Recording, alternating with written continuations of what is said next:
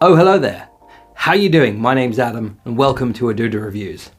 Well, the year's drawing to a close, it's getting colder and the nights are drawing in.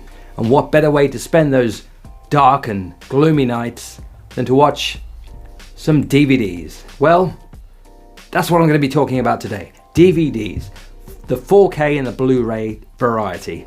So join me, won't you, as I look through my collection.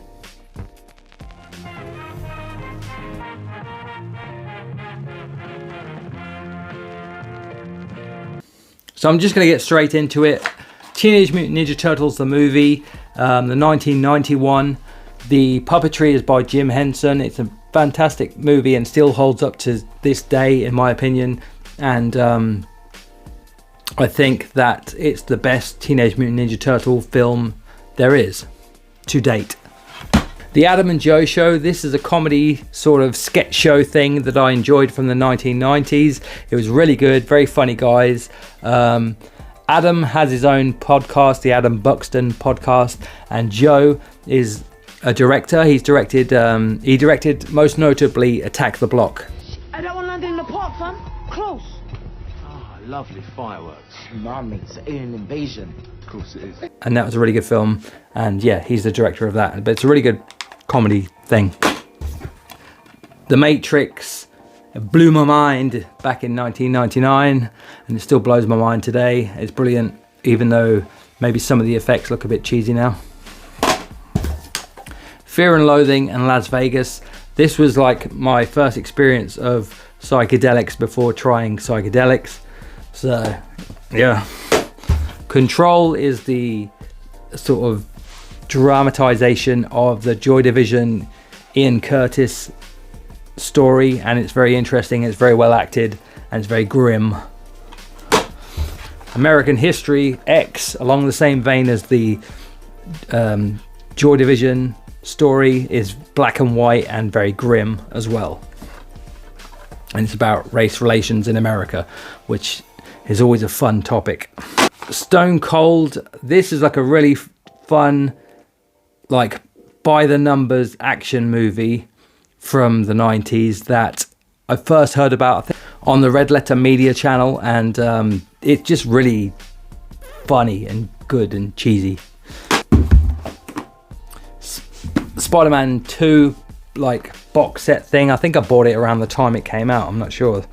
I've had this in my collection for a long time, but it's got the DVD obviously, and then like a bunch of cards and comics and stuff related to it all, and just some shit that you're never really gonna use or look at, but it's nice to own.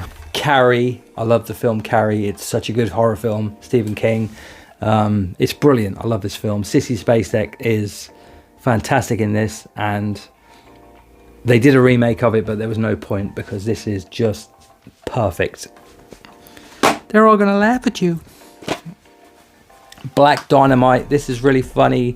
It's like a blaxploitation film from the 70s, but it was actually made in the early 2000s. And you wouldn't guess, if you watched it cold, you wouldn't even know because it looks so authentic to the time. And the main guy in it, Michael Jai White, has some really good action scenes, karate scenes kind of thing. But it's very funny and good. Falling Down, Michael Douglas, my favourite Michael Douglas film. I dressed up as this guy for Halloween, and I think it's a brilliant film. It's so good, so well made. Joel Schumacher is I wouldn't say he's an underrated director because he's pretty well known and he's a good director and he's fantastic. Halloween, I went to a charity shop and I bought the Munsters box set, the first season, complete first season, and I got it for a £5, which is pretty good. And it's always fun to watch the Munsters.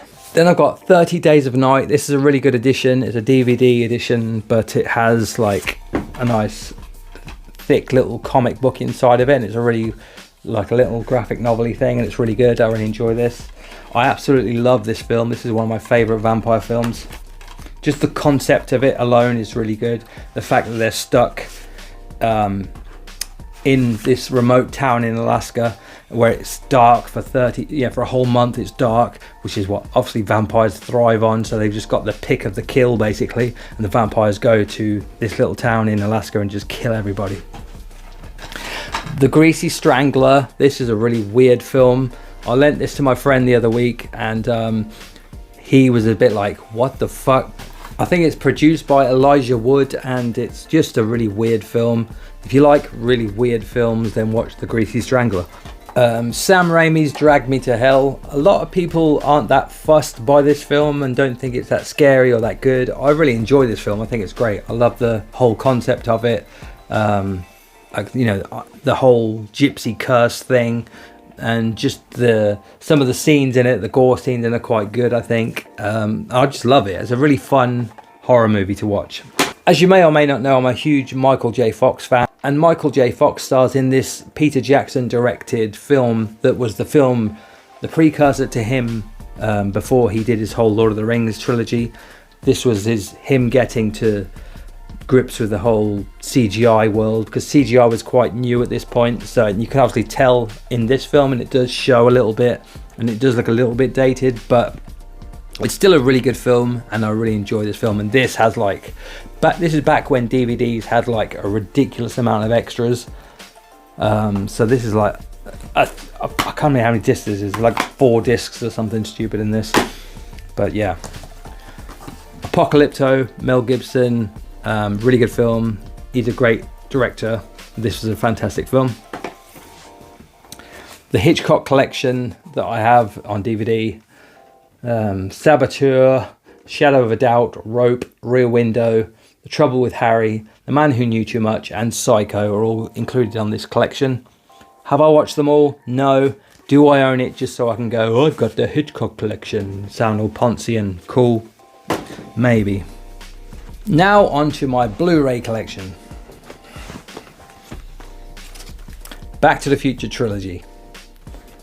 Enough said. Recently, I've started buying a lot more Blu-rays because they're a lot cheaper now. You can find them in all the sort of charity shops and things. And I bought Rise of the Planet of the Apes. This is my personal favourite of the trilogy of those films. But I recently watched all 3 of those back, and they're actually a lot better than I remember them being. And there's a new film, Kingdom of the Planet of the Apes, coming out, and I'm really looking forward to that as well. But this is a really good film, and the CGI holds up really well as well. One of my sort of unsung comedy heroes, and these people say that's my spirit animal and all this bollocks, but like Michael Cera probably is my spirit animal. I'm kind of like, I relate to this guy because he's cheesy and a bit goofy and a bit awkward like me. But this film, Youth in Revolt, I really love this film. It's where he is trying to date this girl, but to date this girl, he has to sort of create an alter ego and act like a bad kid when he's not really a bad kid. So he's got this alter ego side to him. And it's just a really funny film, and it's actually got some really good scenes in it. And I don't hear a lot of people talking about this film much, but it's good. I rebought 30 Days of Night on Blu-ray because I really love this film. And the upgrade is noticeable, but not like majorly, but it is good. And I just wanted to have it on Blu-ray as well. Batman Begins, really good film. I still prefer The Dark Knight, the one with the Joker in it. That's still my favourite, although your Batman purists will say this is the best one. But for me, I mean, the Heath Ledger performance is just amazing. 22 Jump Street, I don't know why I own this. I just own it, and it's not that funny. Split, James McAvoy gives an amazing performance in this. The different split personalities that he does. He just switches it on and off, and it must have been like an actor's dream for him, but he does such a good job on it, and it's a really good film. Okay, I'm going to have to hurry up because I'm losing light here. The Crow, really good film. Brandon Lee, his best film, I would assume. I haven't seen a lot of Brandon Lee's films, but this was amazing, and he was amazing in it. The Crow, fantastic. Gran Torino, one of the Clint Eastwood directed films, obviously starring Clint Eastwood, and it's a really good film. And it's also again about American race relations, and it's also about age, and it's like an action thing. It's cool, but it's really good. The Wolf of Wall Street is just a fantastic film, very funny, very of the 80s. It's when it's sort of set, and the whole capitalism thing, and it's based on the true story of Jordan Belfont, and Leonardo DiCaprio does a really good performance in this, and Margot Robbie in this is fantastic. The Dark Knight, my favorite of the Christopher Nolan trilogy Batman films, and just his performance alone is what makes it for me. It's a really good film, very rewatchable and quotable as well. This old film, like a Wes Craven's The People Under the Stairs, I bought this on a nostalgia kick and thinking, oh, I used to love this film, and I rewatched it and it didn't hold up for me as much as I used to love it. I don't know, because I'm older now, but when I was a kid, it used to it didn't even really scare me as a kid, but I just liked it as a kid. But it doesn't hold up as much. Whereas American Werewolf in London is still a classic. The transformation scene is amazing. It's a John Landis directed film, and the transformation scene alone is like the main thing but it's just a really good film, and it still holds up. And I will always remember I watched this film on Halloween night on a full moon at a drive-in cinema, and it was really good. It was like such an atmospheric film to watch, and then it followed that by, I think it was Michael Jackson's Thriller we watched after that, but it was such a good film, and it still is an amazing film. Pearl, this is something that I've gotten a little less infatuated with over time. I really enjoyed the X film. This is a trilogy of films, but her performance in this is fantastic. But the film itself is something I'm sort of not necessarily come back to as much as I thought I would. Whereas X is amazing. The Green Room, this is a really good film. Anton Yelchin, in one of his final performances, he died really young, which is a real bad shame. Real bad shame. That's bad, poor grammar, but yeah, it's a really good film about a punk band who come up against a bunch of Nazis. It's really good. So Ari Aster's Hereditary, amazing performance from this lady, and it's a really good film. It's a fantastic horror film in the modern genre. The Dark Knight Rises, this film doesn't hold up in my opinion very well, although it's still watchable and there's still some really good scenes in it. It overall is the worst of the trilogy for me. Starship Troopers, a Paul Verhoeven directed movie, who also directed RoboCop, and you can tell he directed RoboCop and you can tell he directed this because they're very similar in the sense of the sort of tongue-in-cheek comedy that comes through. It's very political, but it's also just really good action. They don't skimp on the gore. It's aliens versus humans, alien bugs versus humans in an all-out battle for survival, and it also has a lot of commentary, social commentary included within it, and it's just a great film and it really holds up. Shutter Island, another one of my favourite Leonardo DiCaprio movies. He's a really good actor, and this is a fantastic movie about an insane asylum. Teen Wolf, starring Michael J. Fox. As I said earlier, big Michael J. Fox fan. I got it on Blu-ray because I needed to upgrade it, and it's got some nice extras that I've never seen before on this one, so it's really good to see. Sean Baker is a fantastic director, and he makes these sort of documentary style, but not really documentary style, sort of fly on the wall films that seem very realistic style, that sort of camcordery style films, but very humanistic, really good gritty films. And this film is about an ex porn star coming back to his hometown because he's down on his luck and he's trying to get some money, and basically it's just the human interactions that go on within this town and with him. But yeah, the human interactions within this town, and it's a really good film. Okay, so I'm rapidly losing light now for this video, so I'm gonna have to really quickly bust through the 4K collection, which you've probably already seen anyway because I've done a video on this one. But Lost Boys on 4K is a really good upgrade. The sound quality and the picture quality is fantastic. The only problem is this cover doesn't do the film justice, but it's a great film all the same. This is a fantastic film, really good upgrade. The Shining, this is probably one of my favorite upgrades. The quality, the picture quality on this looks amazing. The sound quality is really good, and obviously the film itself is amazing. It's a really good film. I love Stephen King films, and this is just a really good one. The Northman, this is a really good film as well. The quality of this is really amazing and fantastic, and the sound quality is amazing. The film itself is something I haven't come back to that much, I will admit. Maybe I will some other day, but yeah, it's like I watched it, it was good, but yeah, don't really want to come back to it so much. Another Stephen King related film, Stand By Me. This is a really good upgrade as well. The quality on this looks amazing. The film itself is brilliant and love it. They Live, another really good upgrade.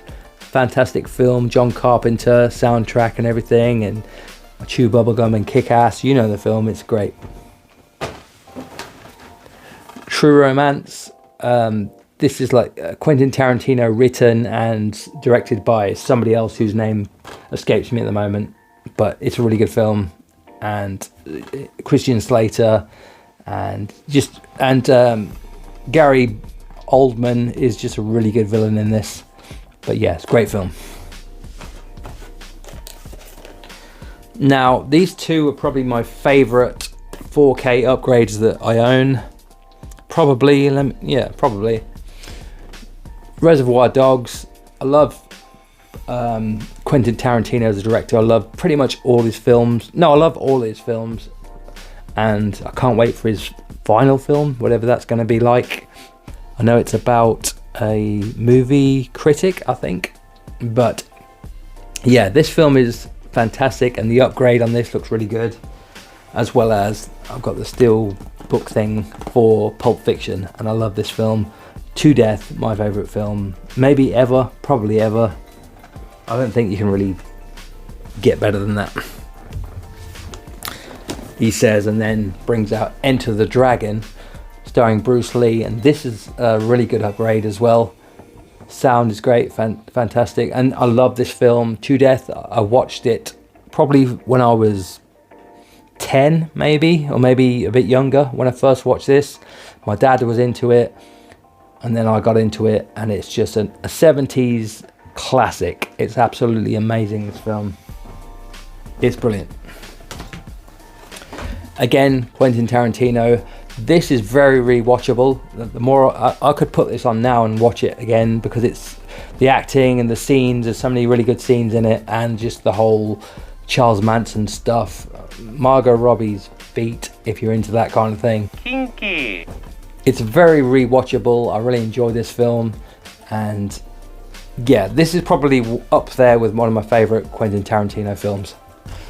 The Big Lebowski is a cult classic for a reason, because it's very funny, it's very quotable, it's very good acting, it's very good story, and this upgrade is very good as too, and it looks very good.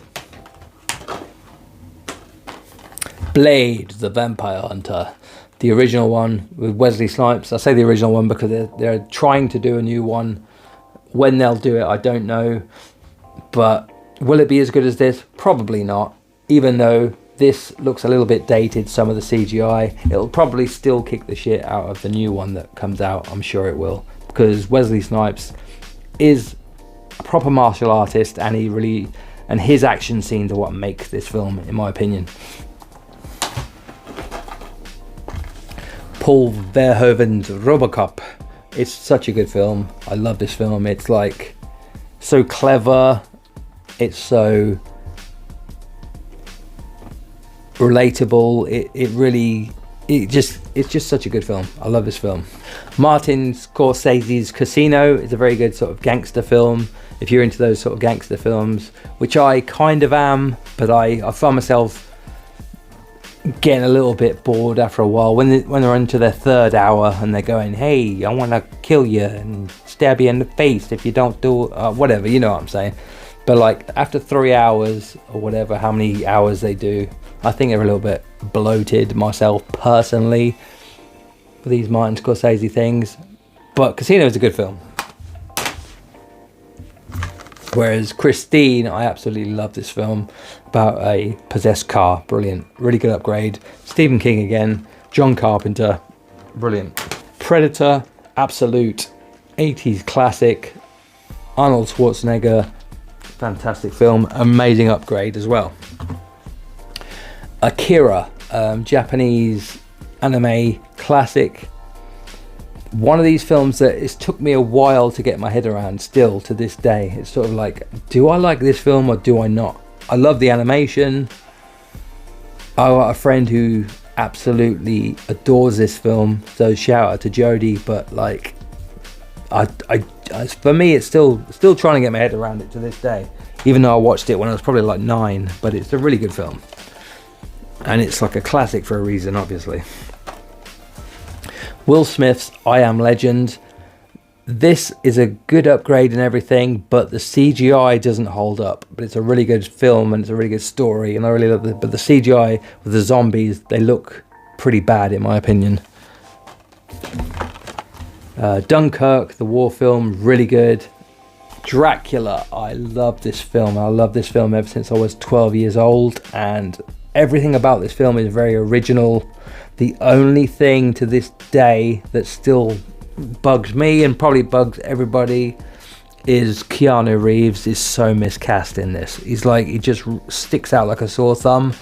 But I don't know if somebody else was in the role, as I think Johnny Depp was apparently supposed to be the role of Jonathan Harker as well at some point, but there was like scheduling problems or something like that. But he just doesn't fit in this film. Like, but other than that, everything else in this film is so creative, so well done. The costumes, especially the music, is fantastic.